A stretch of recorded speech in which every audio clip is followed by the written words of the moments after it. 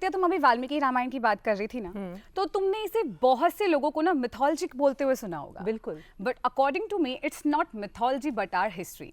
कोई कथा या कहानी नहीं है ये, इसके कई साक्ष्य उपलब्ध है जो मुझे लगता है कि इसका इतिहास बताने में खुद ब खुद समर्थ हैं। बिल्कुल, और यही कारण है, अगर तुम देखो रामायण ऋचा, कितने सारे अलग अलग जगहों पर, अलग अलग देशों में, अलग अलग कालों में, अलग अलग रूप में सुनाई गई है, लेकिन हर काल में रामायण प्रासंगिक है। और मर्यादा पुरुषोत्तम श्री राम की जो ये कथा है, ये हमेशा हर काल में हर एक को सन्मार्ग पर चलने के लिए प्रेरित करती रही है।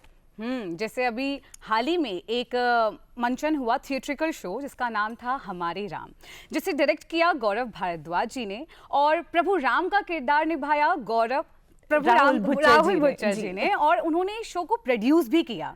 साथ ही माँ सीता का जिन्होंने किरदार निभाया वो थी अभिनेत्री हरलीन कौर जी। और ये तीनों मेहमान आज हमारे साथ डीडी मॉर्निंग शो पर जुड़े हैं। स्वागत करते हैं आप तीनों का। राहुल जी बहुत बहुत स्वागत है, हरलीन जी बहुत बहुत स्वागत है, जय श्री राम, और गौरव जी आपका भी बहुत बहुत स्वागत है। सबसे पहले तो आपसे जानना चाहेंगे कि जैसा कि हम सब मानते हैं कि श्री राम की कथा हर काल में प्रासंगिक है, तो इस काल में आपने हमारे राम का मंचन किया, वो भी एक अलग तरीके से आपने इसका मंचन किया। क्या सोच थी इसके पीछे? जी, सोच ये थी कि श्री रामायण हम हर साल देखते हैं, रामलीलाएं हम हर साल देखते हैं, तो क्या ऐसा अलग दिया जाए ऑडियंस को। तो जब हम डीप गए उसमें तो मालूम चला कितना कुछ है जो पब्लिक नहीं जानती, कितने सारे ऐसे दृश्य हैं जो उन्होंने पहले नहीं देखे, कितनी सारी बातें हैं जो पब्लिक को नहीं पता।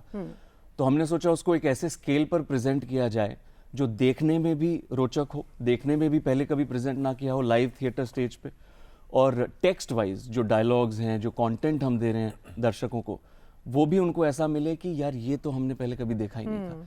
ये कोशिश रही। तो लिखाई से लेकर के जो विजुअल प्रेजेंटेशन है वहाँ तक हमने कुछ ना कुछ नया देने की कोशिश की, और वही हमें लोगों के, दर्शकों के रिव्यूज़ में जानने को मिल रहा है, जिसकी वजह से आज वर्ड ऑफ माउथ से इस कदर ये प्ले के बारे में बात हो रही है कि हमारे बैक टू बैक सारे शोज हाउसफुल हैं। तो डायरेक्टर, ये आपका फर्स्ट थिएट्रिकल था जी, तो क्या फर्क है जब आप थिएटर के लिए अपनी डायरेक्शन देते हैं और नॉर्मली जब आप मूवीज के लिए करते हैं या एडवर्टाइजमेंट्स के लिए? जी हाँ, मैं एक एड फिल्म डायरेक्टर हूँ। सो जब हम कैमरा डायरेक्ट करते हैं और theatre, live theatre, there is a huge difference honestly. तो कैमरा के लिए क्या होता है कि एक बार हमने शॉट्स ले लिए, we can go for retakes भी किए जा सकते हैं, एडिटिंग पे बहुत कुछ संभाला जा सकता है। तो काफ़ी क्रिएटिव कंट्रोल एक डायरेक्टर के हाथ में होता है, इसीलिए उसको डायरेक्टर्स मीडियम भी कहा जाता है। True. और थिएटर को एक एक्टर्स मीडियम कहा जाता है, बिकॉज हम कितनी भी तैयारी कर लें, एक बार शो स्टार्ट हो गया तो अब सब एक्टर्स के हाथ में, वो अच्छा करें, बुरा करें, किसी प्रॉब्लम को संभालें, टेक्निकल ग्लिच को कैसे संभालें, कैसे इम्प्रोवाइज करें, सब कुछ एक एक्टर के हाथ में है। बिल्कुल। ये एक ह्यूज डिफरेंस है थिएटर और कैमरा में। जी, राहुल जी आपसे जानना चाहेंगे, भगवान श्री राम की भूमिका निभाना कितना बड़ा चैलेंज था? क्योंकि इससे पहले आपने अयोध्या के श्री राम में भी राम जी की भूमिका निभाई, तो कितना बड़ा चैलेंज है मर्यादा पुरुषोत्तम श्री राम के इस जीवन को मंच पर उतारना? जय जय सिया राम। जय सिया राम। मेरा यही मानना है कि सबसे पहले तो प्रभु की भूमिका वही निभा सकता है जिसका चयन स्वयं प्रभु करे, बिल्कुल, और अपने आप खुद से करें। और ये हमारी भक्ति है जिसकी वजह से 2020 से मैं अयोध्या जी की रामलीला में श्री राम जी की भूमिका निभाने की छोटी सी चेष्टा कर रहा हूँ, और दर्शकों को पसंद आ रहा है। दूरदर्शन के प्रसार भारती के माध्यम से वो 36 करोड़ लोगों तक पहुँचा पिछले साल, और उससे पहले भी आंकड़े बढ़ते ही चले गए 2020 से लेके 2023 तक। और अभी 22 जनवरी को जब प्राण प्रतिष्ठा हुई थी, तो हमने फिर 17 जनवरी से 22 जनवरी तक हमने फिर से अपनी रामलीला का मंचन किया था। और प्रभु की भूमिका निभाना एक चैलेंज हमारे लिए शुरू से था, इसमें कोई डाउट नहीं है, क्योंकि अपने अंदर वो मर्यादा लानी बहुत ज़रूरी है। और जब पहला वर्ष था 2020-2021 में जब मैंने किया था, उस समय मेरे अंदर ये लाना थोड़ा सा डिफ़िकल्ट था। 4 से 6 महीने लग गए मुझे उस कैरेक्टर में घुसते हुए, लेकिन उसके बाद मैं उस कैरेक्टर से निकला ही नहीं। टू बी वेरी ऑनेस्ट, मैं आज तक उसी कैरेक्टर के अंदर हूँ, और मुझे लगता है कहीं ना कहीं प्रभु मेरे अंदर बसते हैं, और ये मेरी भक्ति है जिसकी वजह से मैं बार बार हर साल प्रभु मेरा चयन करते हैं। मैं नहीं कहता कि प्रोड्यूसर्स चयन करते हैं, मैं कहता हूँ स्वयं प्रभु चयन करते हैं, और उसकी वजह से ही दर्शकों को वो मिलता है जो वो देखना चाहते हैं। ये बहुत आनंदमय विषय है कि कैसे एक इंसान जो मैं नहीं कहता मैं प्रभु से दूर था, लेकिन मैं कभी ये सोच भी नहीं सकता था कि मैं लीलाओं का मंचन करूंगा या प्रभु की भूमिका खुद निभाने की चेष्टा भी करूंगा। लेकिन आज आपके सामने बैठा हूं और अब एक बहुत ही भव्य नाटक हमारे राम, जिसमें आशुतोष राणा जी रावण की भूमिका निभाते हैं, गौरव भारद्वाज जी ने उनको डायरेक्ट किया इस पूरे प्ले को, हरलीन कौर रेकी जो एक वैसे ही अपने आप में एक बहुत बड़ी स्टार हैं, वो माता सीता का किरदार उसमें निभा रही हैं। तो ये एक तरुण खन्ना जी हैं जो शिव जी का किरदार निभा रहे हैं, जो एक वेटरन एक्टर हैं जो 22 बार शिव जी का किरदार निभा चुके हैं, और अगले वर्ष उनका नाम Guinness book of world records में भी आने वाला है, क्योंकि 22 अलग अलग मीडियम, अलग अलग प्लेटफॉर्म्स पे उन्होंने शिव जी का रोल निभाया। तो ये बहुत बड़ी बात है अपने आप में। दानिश अख्तर साहब हैं जो बजरंग बली का किरदार निभाते हैं, वो भी 7 या 8 बार बजरंग बली का अलग अलग प्लेटफॉर्म और मीडियम्स में किरदार निभा चुके हैं। करण शर्मा जो एक सुपर मॉडल हैं, वो सूर्यदेव की भूमिका निभाते हैं। सचिन जोशी जो एक बहुत बड़े थिएटर एक्टर हैं, वो वाल्मीकि जी की भूमिका निभाते हैं। मुझे ऐसा लगता है कि ये प्रभु की अपनी विडंबना है जिसकी वजह से ये सब कुछ होता चला गया, नहीं तो हम तो इसको कब से सोच रहे थे। मैं इसका को राइटर भी हूँ, और मेरे साथ और हमारे जो दूसरे को राइटर हैं नरेश कात्यान जी, तो वो भी एक राष्ट्रीय कवि हैं जिन्होंने लखनऊ से इसको हमें मार्गदर्शन दिया, और हमने भी इसको लिखा। आशुतोष राणा जी ने बहुत कुछ कंट्रीब्यूट किया इसमें, तब जाकर ये यहाँ तक पहुँचा। नहीं तो हम तो इसको काफ़ी टाइम से सोच रहे थे कि इसको बनाएंगे, लिखेंगे, करेंगे, लेकिन जब समय आया तो अपने आप ही ये बनता चला गया, और फिर आखिरी 1.5 महीना तो हमें पता ही नहीं चला कि कहाँ से कहाँ चीज़ें निकली। सब पात्र जुड़ते चले गए, सब टेक्नीशियंस जुड़ते चले गए, और आज ये भव्य नाटक आप लोगों के सामने है। इसके 12 मंचन अभी तक हो चुके हैं, पहले 2 हफ्तों में ही, 2 वीकेंड्स बोलूँगा मैं। 6 दिन में हम लोगों ने इसके, या 5 दिन में 12 मंचन कर दिए हैं, और अब श्री फोर्ट ऑडिटोरियम में 30 और 31 मार्च को इसके मंचन होने वाले हैं। बुक माई शो का बड़ा सहयोग है, हमारे एक्सक्लूसिव टिकटिंग पार्टनर्स हैं वो। 6 और 7 अप्रैल को फिर से कमानी ऑडिटोरियम में इसके 4 मंचन हैं। फिर हम बॉम्बे NCPA जा रहे हैं, जमशेद भावा हॉल में, फिर अहमदाबाद जा रहे हैं। हमारा अगस्त तक जो कैलेंडर है वो फुल है, और 2 जून को इसकी गोल्डन जुबली हम लोग सेलिब्रेट करेंगे। तो आप सभी को शुभकामनाएं इसकी गोल्डन जुबली के लिए। और जैसा आपने कहा कि ये संयोग ही है, दिव्य संयोग ही है कि ये इस तरह से निकल कर आ पाया है। और जैसा आपने कहा कि ईश्वरत्व जो है, प्रभु का जो वास है हम सब में है, लेकिन शायद ये हमारे राम, ये जो थिएट्रिकल आपने बनाया है, शायद ये आप लोगों के लिए माध्यम रहा कि अपने अंदर के प्रभु को आप पहचान सकें, और एक तो अपने अंदर के प्रभु को पहचान सके। और मेरा ये जो हमने जो बनाया गौरव, और मेरा यही एक माइंडसेट था कि हम जन जन में प्रभु की लीला को लेकर के जाएं, अपने रामलीलाओं के माध्यम से या हमारे राम के माध्यम से हम जन जन में जाना चाहते थे, घर घर में जाना चाहते थे। और हमारा ये मानना है कि अगर 1% 1% भी अगर हमारी लीलाओं से या हमारे राम के मंचन से आप कुछ भी सीख पाए, आप मतलब जनता अगर कुछ भी सीख पाए, 1% भी अगर सीख पाए, तो हमारा मंचन सक्सेसफुल है। जी। अच्छा हरलीन जी, यही सवाल मेरा आपके लिए था कि माता सीता का किरदार निभाना आपके लिए कितना चैलेंजिंग रहा? सबसे पहले जय श्री सीताराम। और मैं शुक्रिया अदा करना चाहूँगी कि आपने हम सबको, हम तीनों को यहाँ पे आमंत्रित किया। जहाँ तक रही बात चैलेंज की, बहुत चैलेंजिंग था। और जैसा कि सर ने भी कहा, मैं पिछले 12 साल से रामलीला कर रही हूँ, जैसे हर साल जो रामलीलाएं होती हैं, और मेरी बहुत दिली ख्वाहिश थी कि मैं माता सीता का किरदार निभाऊं। और मुझे लगता है माता सीता ने ये सुना, प्रभु श्री राम ने इसे सुना और मुझे ये मौका दिया, और दूसरी बार मुझे मौका मिला है माता सीता का किरदार निभाने का। जहाँ तक कि मैं चैलेंज की बात करूँ, काफ़ी चैलेंजिंग था, क्योंकि आप सारे कैरेक्टर्स जितने भी देखेंगे, जितने भी हम डिवाइन कैरेक्टर्स पोर्ट्रे करते हैं, उनकी एक गरिमा होती है। अगर आप वो गरिमा मेंटेन करके नहीं चलते हैं, सबसे पहली बात आपको खुद भी अच्छा नहीं लगता है डीप डाउन, और ऑडियंस आपको एक्सेप्ट नहीं करती है। और एक सेट ऑफ माइंड हमारा होता है कि भगवान जी हैं, तो हम उनको उस गरिमा के अंदर ही देखना पसंद करते हैं, और अगर आप उसमें कुछ अलग नुआंसेस भी डालते हैं तो उसी की गरिमा के अंतर्गत होना चाहिए। जी बिल्कुल। तो वो कोशिश हम सबकी थी। मेरे डायरेक्टर जो हैं गौरव सर, उन्होंने बिल्कुल हमें हमेशा हर कदम पे बहुत सपोर्ट किया कि इसको ऐसे ही मैं देख रहा हूँ और इस वे से देख रहा हूँ और सटल तरीके से देख रहा हूँ। ऐसा नहीं है कि हमें ओवर द, अगर हमारा अपने प्ले देखेंगे कभी आप, मौका लगे आपको, तो हमारा प्ले आप देखें ओवर द टॉप नहीं है। इतना हमारा सेट मतलब भव्य होने के बावजूद भी हमारी जो क्राफ्ट है, जो हमारे सर ने कोशिश की है, जो इमोशनल कनेक्ट है, वो ओवर द टॉप ना लगे। वो ऐसा नहीं लगे कि हम बनावटी करना चाह रहे हैं या हम भगवान बनना चाह रहे हैं। और कुछ भगवान की भी कृपा है, मैं ऐसा मानती हूँ कि आपको मौका मिलता है, और मैं खुद को बहुत सौभाग्यशाली मानती हूँ। अदरवाइज आपको मिलता नहीं है किरदार करने को। आप एक बार तो जरूर कर लेंगे, फिर दोबारा नहीं कर पाएंगे अगर आप सच्चे मन से, सच्चे भाव से नहीं कर पाते हैं। चैलेंज बहुत था, क्योंकि सटल कैरेक्टर प्ले करना, और वो भी आपको कैमरा पे एक पल के लिए, फिर भी आप थोड़ा आसान समझ सकते हो क्योंकि कैमरा छोटे छोटे आपके एक्सप्रेशंस पकड़ सकता है, लेकिन लाइव में आप कैसे सटल करें उसके बावजूद भी ऑडियंस को समझ में आए, आपको भी कन्विंसिंग लगे, वो अपने आप में एक बहुत बड़ा चैलेंज था मेरे लिए। बिल्कुल।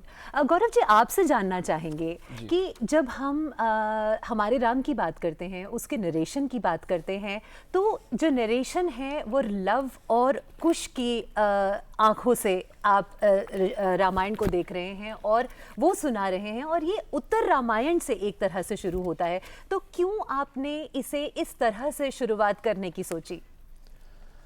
जी, इसके पीछे जो मेन रीज़न था वो ये कि लाइक आई सेड पहले कि हमारा ये उद्देश्य था कि कैसे लोगों को रामायण ही दिखाएं, लेकिन एक अलग नज़रिए से दिखाएं। तो हमारी रामायण शुरू ही वहाँ से होती है जब लवकुश और राम जी पहली बार मिले दरबार में।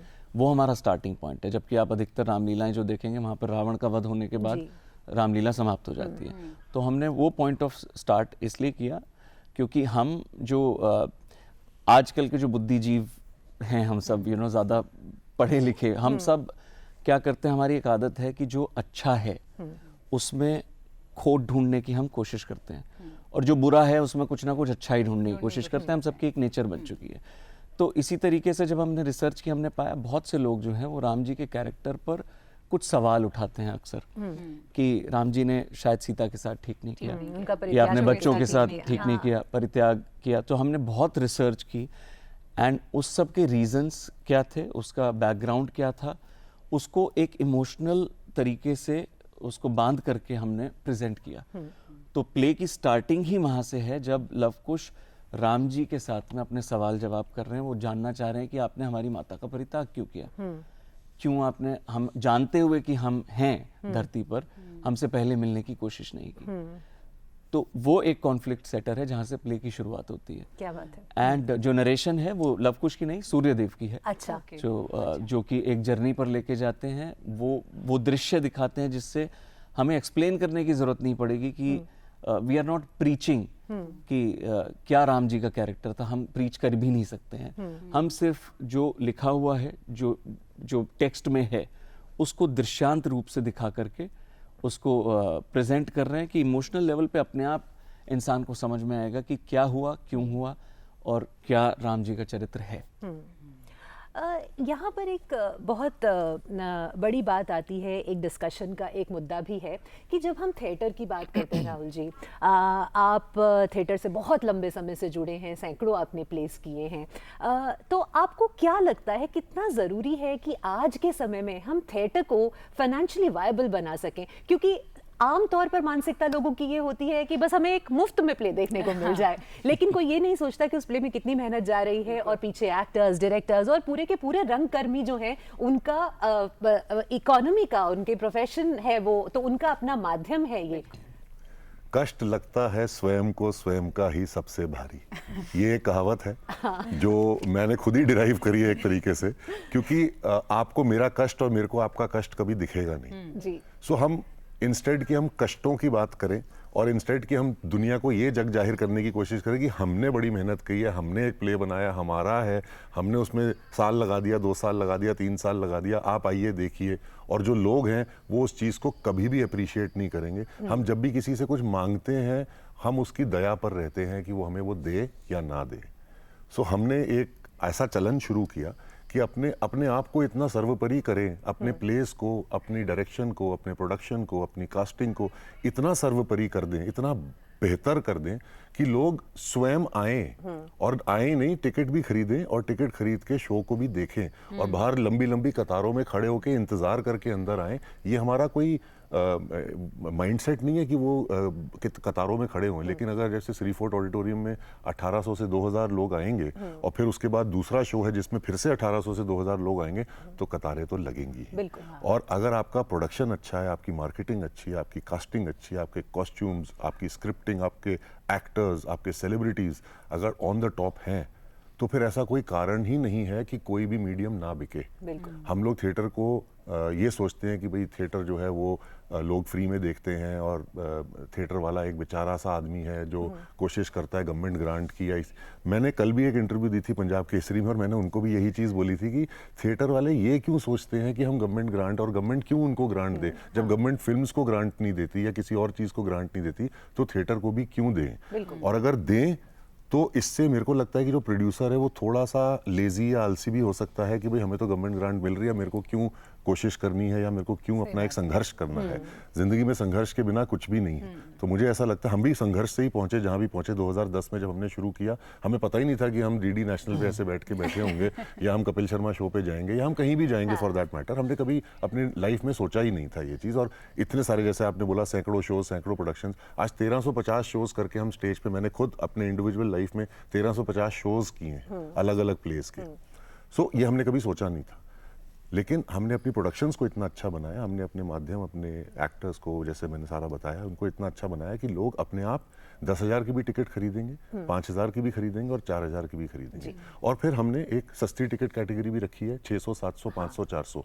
और हर प्ले में, हर शो में, मैम मैं आपको ये जनता को भी बताना चाहता हूँ कि 15 से 20 टिकट्स हमारी एब्सोल्युटली फ्री ऑफ कॉस्ट होती हैं, जो उस वर्ग के लोगों के लिए हैं जो देखना तो चाहते हैं पर बेचारों के पास 200 रुपए भी नहीं है देखने के लिए। तो वो 15 से 20 टिकट्स हमारी कमेटी खुद चूज करके जो भी लोग अप्लाई करते हैं उनको हम लोग देते हैं। क्या बात है, बहुत उत्तम विचार। मुझे लगता है कि और जब इस तरह का काम होगा तभी और लोग भी इससे प्रेरणा लेंगे और मोटिवेट होंगे कि थिएटर में आए। और ये बात भी कहीं ना कहीं सही है कि कोई चीज बहुत आसानी से मिल जाए तो उसकी वैल्यू खत्म हो जाए। मैम वैल्यू की तो मैं आपको ये बात बताऊंगा कि अब जैसे पीवीआर सिनेमा में कोई अगर पिक्चर देखने जाता है, जो रिक्लाइनर वाली सीट्स होती हैं, वो 1100 रुपए की एक सीट होती है जिसमें आप कंफर्टेबली लेटते हो, बैठते भी क्या हो, और आपको पॉपकॉर्न भी मिलते हैं, आपको खाना भी मिलता है, आपको सिनेमा भी देखने को मिलती है, सब कुछ देखने को मिलता है। विज़ाविज़ आज हमारा जो फेलिसिटी थिएटर का जो हमारा जो थिएटर है उसमें कमानी में वैसी कोई सीट नहीं है, बिल्कुल जुड़ी जुड़ी सीटें हैं और एक आदमी बिल्कुल ऐसे बैठता है और 3.5 घंटे बैठ करके वो सिनेमा, हमारा जो प्ले है वो देखता है। स्पेशली हमारे राम या हमारा जो Mahabharat the epic tale play है उसको देखता है और 3.5 घंटे वो बेचारा उठता नहीं है वहाँ से, क्योंकि उसको इतना इंटरेस्टिंग लगता है पूरा कंटेंट, एक्टर्स इंटरेस्टिंग लगते हैं, और वो 5 से 8 हज़ार रुपए की टिकट खरीदता है मैम। वो मतलब वो 1100 रुपए वाले रिक्लाइनर को छोड़ करके अपना वीकेंड, 3 घंटे इतनी छोटी सीट पे और बैठने के लिए सबसे बड़ी बात है कि वो हमें अपना समय देता है। बिल्कुल, वो इसलिए है क्योंकि काम इतना शानदार है। तो जो आपका बॉडी ऑफ वर्क है उस पर एक छोटी सी वीडियो हमारे साथ है, चलिए मिलकर दर्शकों के साथ देखते हैं। वत्स हूं, विभोर हूं, मैं समाधि में ही चूर हूं, मैं शिव हूं, मैं शिव हूं, मैं शिव हूं। साम दाम तुम ही रखो, मैं दंड में संपूर्ण हूं, मैं शिव हूं, मैं शिव हूं, मैं शिव हूं। चीर आया चरम में, मार आया मैं को मैं नहीं, मैं भय नहीं, मैं शिव हूं, मैं शिव हूं, मैं शिव हूं। घनघोर अंधेरा ओढ़ के मैं जन जीवन से दूर हूं, शमशान में हूं नाचता, मैं मृत्यु का गुरूर हूं, मैं शिव हूं, मैं शिव हूं, मैं शिव हूं। मैं आग हूं, मैं राख हूं, मैं आग हूं, मैं राख हूं, मैं पवित्र राश हूं, मैं पंख हूं, मैं श्वास हूं, मैं ही हाड मास हूं, मैं ही आदि अनंत हूं, मैं शिव हूं, मैं शिव हूं, मैं शिव हूं। मैं काल का कपाल हूं, मैं मूल की चिंगाड़ हूं, मैं मग्न में चिरमग्न हूं, मैं एकांत में उजाड़ हूं। मैं काल का कपाल हूं, मैं मूल की चिंगाड़ हूं, मैं मग्न में चिरमग्न हूं, मैं एकांत में उजाड़ हूं, मैं शिव हूं, मैं शिव हूं, राहुल जी, आपकी आवाज़ की भी बहुत बहुत तारीफ सच करना में। यहाँ बनता है, इतनी खूबसूरत आवाज़ है आपकी। हनीन जी, आपसे जानना चाहूँगी कि चाहे हम महाभारत की बात करें, चाहे हम रामायण की बात करें, क्यों इतना ज़रूरी है कि इन विषयों पर, इन ग्रंथों पर आज इस तरह के मंचन, और वो भी इस स्केल पर मंचन करना बेहद आवश्यक है?